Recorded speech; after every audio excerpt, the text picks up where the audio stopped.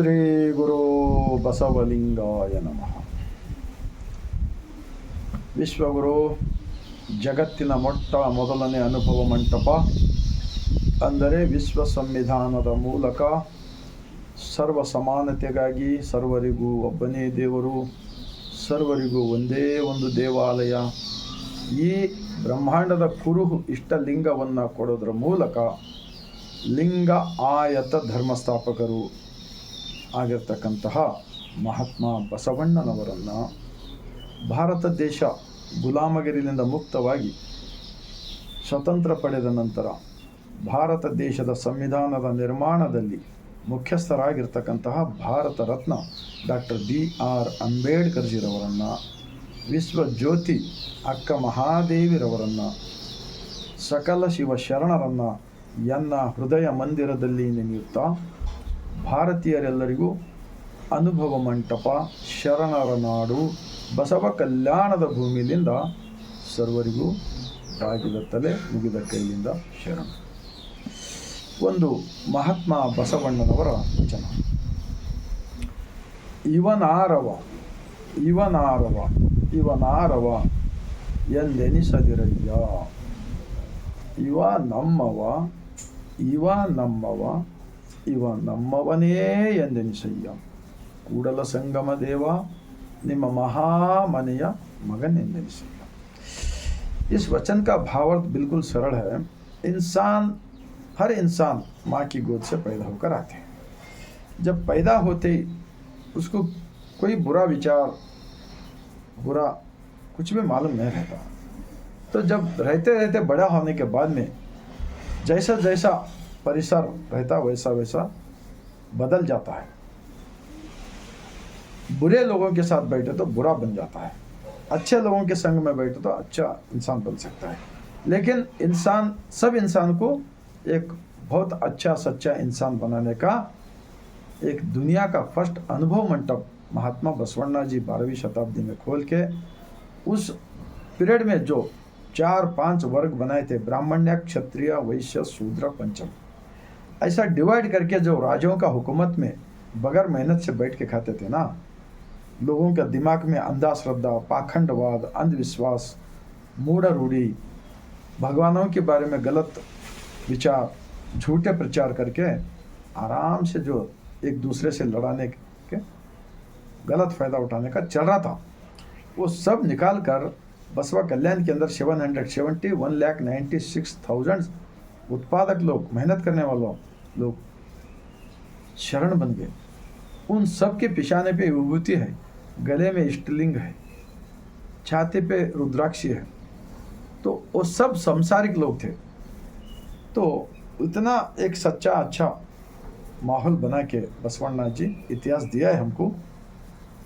इन किताबों में वो सब मिलता है विचार. तो अब क्या है इनका इरादा, अगर सब लोग जोड़ना नहीं, जब लोग जोड़ने का कोशिश होता है ऐसा महान विचारों के इतिहास के साथ, तब इन मनुवादियों को, इन षड्यंत्रवादी लोगों को, इन कुतंत्रवादी लोगों को, ये स्वार्थी लोगों को दिल में जलते रहता, ऐसा मालूम हो रहा है. तो ये देश के लिए बहुत बड़ा खतरा है. आप सब लोग वचन का किताब पढ़ना चाहिए, अनुभव मंटप के. ಇನ್ನೊಂದು ಬಸವಣ್ಣನವರ ವಚನ. ಜಾತಿ ಹಿಡಿದು ಸೂತಕವನ್ನು ಅರಸುವೆ, ಜ್ಯೋತಿ ಹಿಡಿದು ಕತ್ತಲೆಯನ್ನು ಅರಸುವೆ, ಇದೇಕೋ ಮರುಳ ಮಾನವ ಜಾತಿಯಲ್ಲಿ ಅಧಿಕ ನೆಂಬೆನು, ವಿಪ್ರರು ಶತಕೋಟಿಗಳಿದ್ದಲ್ಲಿ ಫಲವೇನು, ಭಕ್ತ ಶಿರೋಮಣಿ ಎಂಬುದು ವಚನ. ನಮ್ಮ ಕೂಡಲ ಸಂಗನ ಶರಣರ ಪಾದ ಪರುಷ, ನಂಬೋ ಕೆಡಬೇಡ ಮಾನವ. ये जात पात, ऊंच नीच, भेदभाव इस देश के अंदर जिन लोगों ने बनाया, आज बसवण्णा जी का अनुभव मंटप का विचार अगर सब लोग समझ लेंगे तो इनका जो झूठे भगवानों का, इनका पाखंडवाद, इनका अंधविश्वास, जो लोगों का जात पात ऊंच नीच के भेद के ऊपर इनको बगैर मेहनत से जी रहे ना, इनका सब पोल खुल जाएगा और इनका दुकान बंद होता. ये लगता है मुझे डर इनको. तो इसीलिए बसवा कल्याण के अंदर ಬಸವಾದಿ ಶಿವಶರಣರ ಹಿಂದೂ ಸಮಾವೇಶ ಅಂತೇಳಿ ಯಾಕೆ ಮಾಡ್ತಾ ಇದ್ರಪ್ಪ? ಬಸವಣ್ಣನವರು ಸ್ಥಾಪಿಸಿದ ಧರ್ಮ ಲಿಂಗಾಯತ ಧರ್ಮವಿದೆ. ಇತಿಹಾಸ ಗೊತ್ತಿದ್ದು ಕೂಡ ಗೊತ್ತಿರಲಾರ್ದಂತೆ ಜನರಿಗೆ ಮೋಸ ಮಾಡುವುದನ್ನು ಬಿಡಬೇಕು ಅಂಥೇಳಿ ಈ ಮೂಲಕ ನಾನು ವಿನಂತಿಸ್ಕೊಳ್ತಾ, ಇದು ಇಷ್ಟ ಲಿಂಗ ಕೊಟ್ಟಿದ್ದಾರೆ, ನೀವು ಆಚರಣೆ ಮಾಡಿ ಬೇಕಾದರೆ ಬಿಡಿ, ಆದರೆ ಸತ್ಯ ಇರುವುದು ಒಂದೇ. ಮತ್ತು ಬಹಳ ಸರಳ ಜೀವನ ಕೊಟ್ಟಿದ್ದಾರೆ. ನಮ್ಮ ಮನಸ್ಸಿನಲ್ಲಿ ಇರ್ತಕ್ಕಂಥ ಎಲ್ಲ ಅವಗುಣಗಳನ್ನು ತೆಗೆದು ಹಾಕಿ ಗುಣಗಳನ್ನು ಅಳವಡಿಸಿಕೊಂಡು ಒಂದು ಒಳ್ಳೆಯ ಕುಟುಂಬವನ್ನು, ಒಂದು ಆರೋಗ್ಯವಂತ ಮನಸ್ಥಿತಿಯನ್ನು ಇಟ್ಕೊಂಡು ಬದುಕಲು ಇಂಥ ಮಹಾನ್ ತತ್ವ ಕೊಟ್ಟಿದ್ದಾರಲ್ಲ. ಇವತ್ತು ಜಾತಿ ಭೇದ ಭಾವ ಇವ್ರ ಉದ್ದೇಶ ಏನಪ್ಪ ಅಂದರೆ ಬಸವ ಕಲ್ಯಾಣ ಇತಿಹಾಸ ಯಾವ ರೀತಿ ಪ್ರಚಾರ ಹೆಚ್ಚು ಹೆಚ್ಚು ಹೆಚ್ಚು ಆಗ್ತಾ ಇದೆಯಲ್ಲ, ಆವಾಗ ಅವರು ಒಳಗಡೆ ಕುದಿಯುತ್ತಾ ಇರ್ತಕ್ಕಂಥದ್ದು ನಮಗೆ ಕಂಡು ಬರ್ತಾ ಇದೆ. ಇದು ಹೇಗಾದರೂ ಮಾಡಿ ಇದಕ್ಕೆ ನಾಶ ಮಾಡಬೇಕೆಂಬುದು ಗ್ಯಾರಂಟಿ ಆ ಮನಸ್ಥಿತಿ ಉಳ್ಳವರು ಕಂಡು ಬರ್ತಾ ಇದೆ. ಯಾಕೆಂದರೆ ಅವ್ರು ಆಡುವ ಭಾಷೆಗಳು, ಅವರು ಹೇಳ್ತಕ್ಕಂಥ ಅರ್ಧಂಬರ್ಧ ವಚನಗಳು ನೋಡಿದಾಗ ಏನು ಅನ್ನಿಸ್ತದೆ ಹೇಳಿ? ಎಲ್ಲ ಗೊತ್ತಾಗ್ತಾ ಇದೆ. ಇದು ದೇಶಭಕ್ತಿಯ ಮಾರ್ಗವಲ್ಲ, ಇದು ದೇಶದ್ರೋಹದ ಮಾರ್ಗವಾಗುತ್ತದೆ. ಇನ್ನೊಂದು ಬಸವಣ್ಣನವರ ವಚನ, ಕಲ್ಲಿನೊಳಗೆ ಹೊನ್ನುಂಟು, ಉದಕದೊಳಗೆ ಅಗ್ನಿ ಉಂಟು, ಹಾಲಿನೊಳಗೆ ತುಪ್ಪ ಉಂಟು, ಅಂತರ್ಯಾಮಿಯಲ್ಲಿ ಶಿವನಿರುವನು. ಅಂತರ್ಯಾಮಿಯಲ್ಲಿ ಇದೇನು ಕತ್ತಲೆ ಕಾಣಬಾರದು, ತೋರಬಲ್ಲ ಗುರು ಸುಳಿಯನು ಕೂಡಲ ಸಂಗಮ ದೇವ. ಎಷ್ಟೊಂದು ಉದಾಹರಣೆಗಳನ್ನು ಕೊಟ್ಟು ತಿಳಿಸಿದರೂ ಕೂಡ ಇವತ್ತು ಭಾಳ ದೊಡ್ಡ ದೊಡ್ಡ ನಾವು ಹಾಗಿದ್ದೀವಿ ಹೀಗಿದ್ದೀವಿ ಅಂತ ಹೇಳ್ತಕ್ಕಂಥವ್ರಿಗೆ ಇದು ಒಂದೇ ಒಂದು ವಚನ ಸಾಕು. ಕಲ್ಲಿನ पत्थर के अंदर सोना चांदी लहवा निकलता क्या नहीं, वो वैसा आएगा क्या, मेहनत करना पड़ेगा ना. उदकदೊಳಗೆ अग्नि उंटू, पानी में ही अंगार है.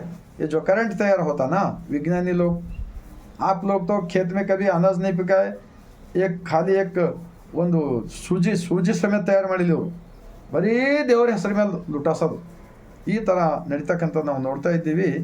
ಆ ಕಾರಣಕ್ಕಾಗಿ ಇದು ನಿಲ್ಲಬೇಕು ಅಂಥೇಳಿ ವಿನಂತಿಸ್ಕೊಳ್ತಾ, ಈಗ ಹಾಲಿನೊಳಗೆ ತುಪ್ಪ ಉಂಟು, दूध में ही अंगार, दूध में ही पानी में अंगार, दूध में घी मिलता है. हाँ, दूध में ही घी मिलेगा ना, वो ऐसा ही मिलेगा क्या? कुछ तो मेहनत करना ही पड़ेगा. तो उसकी वजह से अंतर्यामिಯಲ್ಲಿ शिवनिर्वनु झूठ है क्या? बताओ कोई तो. ये शरीर का अंदर ही सृष्टि का मालिक है, इसीलिए तो हम इन पंच इंद्रियों से हम सब दुनिया देख रहे हैं ना. इतना भी मालूम नहीं होता क्या ऐसे बड़े बड़े बात करने वालों को? लेकिन ऐसा मत नहीं करना. देश के अंदर गरीबी है, बीमारी है, बेरोजगार है, बहुत मुसीबत है. इन सब को एक अच्छा सच्चा भारत बनाने के वास्ते शरणों का वचन किताब पढ़ना चाहिए और बाद में पूरा वचन पढ़ना चाहिए. ಇನ್ನೊಂದು ಬಸವಣ್ಣನವರ ವಚನ, ಉಳ್ಳವರು ಶಿವಾಲಯ ಮಾಡುವರು, ನಾನೇನ ಮಾಡುವೆ ಬಡವನಯ್ಯ, ಎನ್ನ ಕಾಲೇ ಕಂಬ, ಎನ್ನ ಈ ದೇಹವೇ ದೇಗುಲ, ಎನ್ನ ಶಿರವೇ ಹೊನ್ನದ ಕಳಸವಯ್ಯ, ಕೂಡಲ ಸಂಗಮ ದೇವ ನೀ ಕೇಳಯ್ಯ, ಸ್ಥಾವರಕ್ಕೆ ಅಳಿವು ಉಂಟು, ಜಂಗಮಕ್ಕೆ ಅಳಿವು ಇಲ್ಲ. ಜಂಗಮವೆಂದರೆ ಯಾವುದೇ ಒಂದು ವಿಶೇಷ ಜಾತಿ ಅಲ್ಲ. ನಾನು ಭಾಳ ಸಲ ವಿಡಿಯೋದಲ್ಲಿ ಹೇಳಿನಿ, ಜಂಗಮವೆಂದರೆ ಪ್ರತಿಯೊಂದು ಜೀವಗಳು, ಆ ಜೀವಗಳಲ್ಲಿ ಇರ್ತಕ್ಕಂಥ ಸೃಷ್ಟಿಕರ್ತನ ಚೇತನ ಏನಿದೆಯಲ್ಲ, ಆ ಜ್ಞಾನ ಶಕ್ತಿ, ಅದಕ್ಕೆ ಜಂಗಮವೆಂದು ಹೇಳಿದ್ದಾರೆ. ಮತ್ತು ಜನನ ಮರಣ ಗಮನ ಇದು ನಾವು ಇಟ್ಕೊಂಡು ಬದುಕಬೇಕು, ಎಲ್ಲರಲ್ಲಿ ದೇವ್ರು ಕಾಣಬೇಕು. ಈ ಬಸವಣ್ಣನವ್ರ ತತ್ವ, ಬಸವಣ್ಣನವರನ್ನು ಧರ್ಮಗುರು ಅಂತೇಳಿ ಅಪ್ಪಿಕೊಂಡು ಆಚರಣೆಯಲ್ಲಿ ತಂದು ಸಮಾಜಕ್ಕೆ ತಿಳಿಸ್ತಕ್ಕಂಥವ್ರು ಕೂಡ ಜಂಗಮರು ಎಂದು ಹೇಳುತ್ತಾ, ತಮ್ಮೆಲ್ಲರ ಹೃದಯಕ್ಕೆ ಈ ವಿಚಾರಗಳನ್ನು ತಟ್ಟಿದೆ. ಆದರೆ 150 ಕೋಟಿ ಭಾರತೀಯರಿಗೆ ಈ ವಿಡಿಯೋ ತಲುಪಿಸುವ ಕಾರ್ಯ ಆಗಲಿ ಮತ್ತು ಬಸವ ಕಲ್ಯಾಣದ ಇತಿಹಾಸ ಇದ್ದಿದ್ದು ಇದ್ದ ಹಾಗೆ ಉಳಿಸುವ ಒಂದು ಪ್ರಯತ್ನ ಎಲ್ಲರದ್ದು ಆಗಲಿ. ಅನಂತರ ಎಲ್ಲರಿಗೂ ಕಲ್ಯಾಣ ಆಗಲಿದೆ ಎಂದು ಹೇಳ್ತಾ ಸರ್ವರಿಗೂ ಬಾಗಿದ ತಲೆ ಮುಗಿದ ಕೈಲಿಂದ ಶರಣ.